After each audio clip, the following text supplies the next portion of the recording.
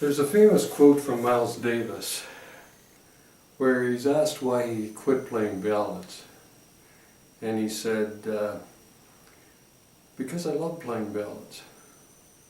And when I heard that quote, I thought, that's kind of interesting, because sometimes you have to leave a comfort zone, somewhere where you've been for a long time, in order to experience something new and something hopefully better. And that's what I did a number of years ago. I had been playing piano since I was 4 years old. So for over 50 years I played other people's arrangements. I played some of my own arrangements, but all of it was written down.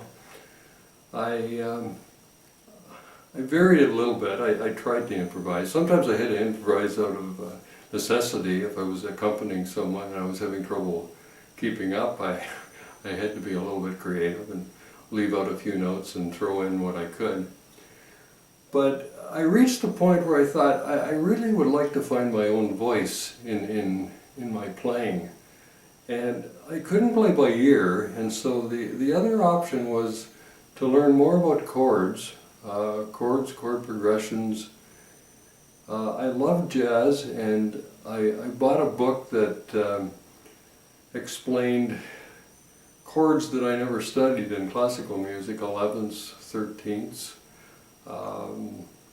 And I tried to learn as much as I could about them. I bought what's called a fake book, which is a book that just gives you the chord symbols for a piece and the melody, and you're pretty much on your own if you want to do anything else with it. For the first couple of years, it was very difficult to switch how I played, because as I said before, I was very comfortable with reading arrangements written out in notes. The chord symbols, sometimes I had to play them in root position, which meant my left hand was bouncing all over the place. After a number of years, I got a little more comfortable with changing from one chord to another without moving my hand a lot. So what I've got here is sort of a diary of my musical journey the last couple of years. I've always liked reading my grandfather's diary, finding out things about him, things that happened a long time ago, and maybe 50 years from now, if YouTube still exists, someone will look at it and say, yeah, Dennis had more than just a My Math study channel where he did mathematics.